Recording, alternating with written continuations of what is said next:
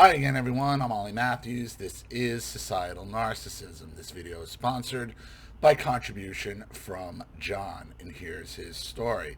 Hi, Ollie. Long time. Hope life is going better. Hey, can you do a video on one of the slashers and/or dead teen films of the 80s and early 90s? I'm thinking of the films A Nightmare on Elm Street, Friday the 13th, and Scream 1 to 3. Okay.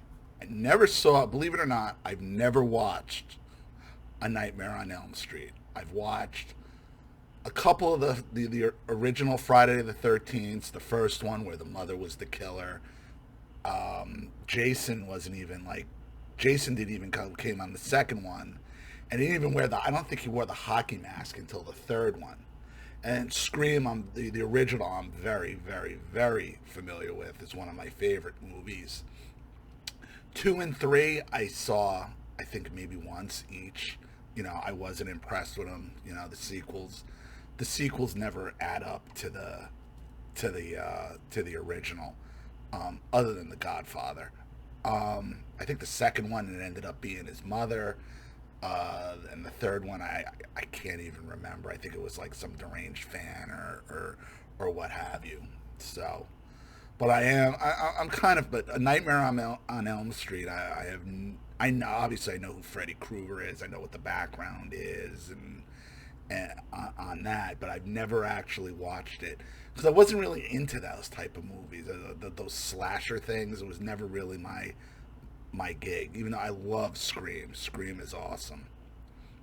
And I'll tell you this, the original Scream freaked my father out. I watched it with him at his house, and it completely freaked him out. It was funny. Like, I was watching a retrospect on A Nightmare on Elm Street, and I think I saw what Gen X childhood would have been like with baby boomer parents. They're very similar to what you and many other Gen Xers have said about your past. The parents hiding truths, pretending to listen when the main character is telling them things, and not believing them, even with solid evidences. Absolutely. I mean, that's kind of a recurring theme. I think of any horror movie, though, where the authority figures, whether they be boomers or whatever, or whatever generation, they never believe the people that are being victimized until it's way too late. Examples in the film include the alcoholic divorced mother, both parents busy with their lives with little concern, Nancy getting attacked, cut, and pulling hat out of the dream in the front door of the doctor, medical stuff, and her mother, yet they still don't fully believe her. And doing weird stuff like the mother putting iron bar the house and locking the door from the inside, and Glenn Lance, Johnny Depp father, hanging up the phone on Nancy, the girlfriend, and not telling his son that she called. And you're right. I mean, those are very, very boomer things to do. All films after that is very similar. The third film, the mother is the new main girl, actually sends her daughter to a psych ward after it looks like she cut herself. Before she does not listen to her about the dreams and instead sends the daughter to bed so she could go out with her new man. Very boomerish, yes. I can see what you're saying. And again, I think you're talking about Nightmare on Elm Street. Never watched one of them. Never watched it. I've seen like little parts of them, but it never interested me. And not because it scared me or anything. I just thought it was silly. But I mean, if you're into it, you're into it. I know I'm in the minority with that. I know Halloween films. Now Halloween I do know. Michael Myers I love. I do. So maybe I am more of a horror fan than I lead on to, because I do love the Halloween. Halloween 1 and 2. Halloween, the first one is amazing. The second one is still really, really good. The other ones after that are just ridiculous. The Rob Zombie versions aren't bad, but it's Rob Zombie. A lot of it is gore for the sake of gore. I know Halloween films come out in 1978 before, but it was different, was targeted towards baby boomers. Often the themes and characters are different. Funny thing is, adults, greater generation and silent, are more proactive, and it is the younger people, baby boomers, not listening to them that gets them into trouble. Movies like Friday the 13th, 1980, started started started a trend of slashers and or dead teen films mainly focused on Gen X being left to their own and being victimized. The adults in these films are either absent or useless. And that is very true with, Friday the 13th, even Halloween. You know, these children, these teens can't be victimized unless they're being left alone. And most of them are being left alone and because the parents could give a shit about them. It ended with Scream 3, 2000, the last of the Gen X slasher films, before moving on to more supernatural horror with Gen Y, 1982 to 91, my generation and later millennials, 92 to 2000. I broke down the other three film series. You don't have to read. Well, I will. Scream, which is my favorite of all of them. Scream is just awesome because, it's a lot of good characters. It's funny. It's entertaining, and it really, the end is just, it really is mind blowing. What freaked him out, and I'll tell you, what freaked my father out most was the two killers thing, when it was both Skeet Ulrich, can't remember his name, and Stu, Matthew Lillard.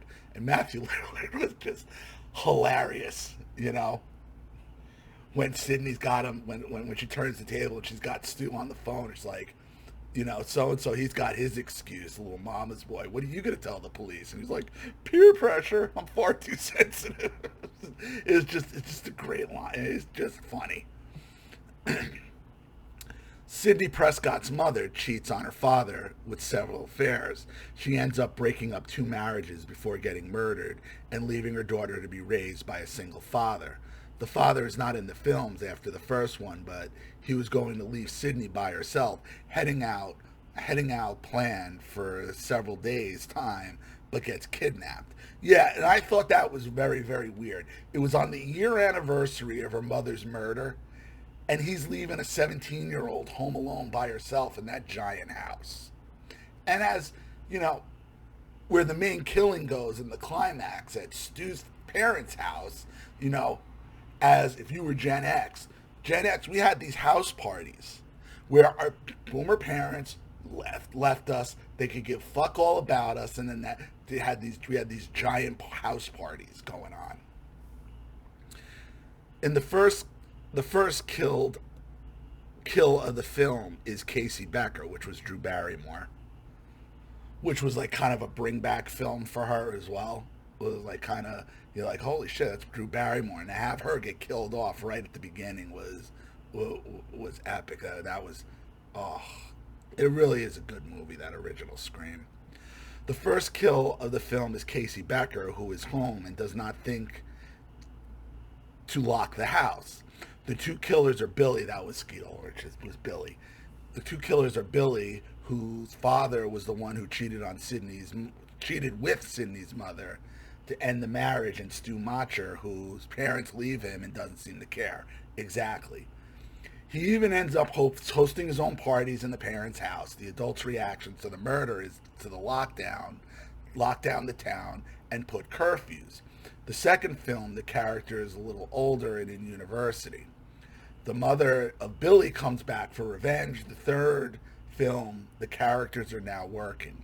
The main villain is her estranged brother, share the same mother, who the mother rejected him due to being the product of rape. Yeah, I don't even remember that one. I really don't.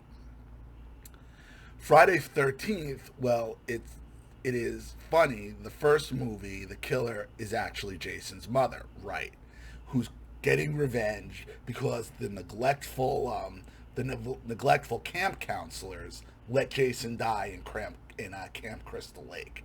So it's actually her, and that's a Kevin Bacon film. Kevin Bacon has a famously getting killed in that as well. You know, I think it was the spear through the chest from under the bed. I haven't seen that in decades, so I mean, I think he was the one who got it through the chest from under the bed. Her son drowned as a boy at Camp Crystal Lake due to the negligence of camp staff, so she decides later start killing new young camp counselors that had nothing to do with the drowning. The sequel films are Jason, who is now grown up and 5 years after his mother's death goes on to kill the final girl of the last film, then kills random camp counselors through all films. He dies in the fifth film by Tommy Jarvis, only to go supernatural in the sixth film. Right, it was so ridiculous. I mean, at that point where that whole Tommy Jarvis thing came in, it just became ridiculous. Now I remember, like, as a 15, 16-year-old, or like, no, I was like 13, 14, like that, it was like all the rage with my friends, like Tommy versus Jason. He dies in the fifth film by Tommy Jarvis, only goes supernatural in the sixth film. The police and authorities don't really do much until the ninth film, where the FBI kills him in 1993. Wow, you made it to nine? 9 of these? Whew, jeez. So much mother-son complex in these films, no mention of the father. You really don't see any fathers, you know. The only father you really ever see in any of these films is really Sidney Prescott's father. Now, I'm not familiar with Nightmare on Elm Street. There might be fathers involved in that. And, shit. It's Sidney Prescott's father. And the Rob Zombie film had the father of Jamie, was it Joni Stroh? Was in that. And you actually see her parents get killed in the Rob Zombie version. But you don't see. Do you see Jamie Lee Curtis's parents older? I'm not sure. You might. You definitely see them when Michael kills the first sister and they unmask him, but that's about it. The only one I find different is Child's Play, 1998, which the young boy, who is either very late Gen X or early Gen Y, mind you, murdered victims are all Gen X adults. John. True. Child's Play is a little different, whereas your childhood toys are now going to turn around and kill you. So, a lot of boomers trying to scare Gen Xers with those horror slasher films. So, yeah, I mean, there's just a lot of fucking bad parenting with all of those films, which is actually kind of normalized. And the parents never get any blame for any of it, ever. Ever. All these horror slasher films would not be possible if not for negligent parents, and most of them are boomers. Not all of them, but most of them.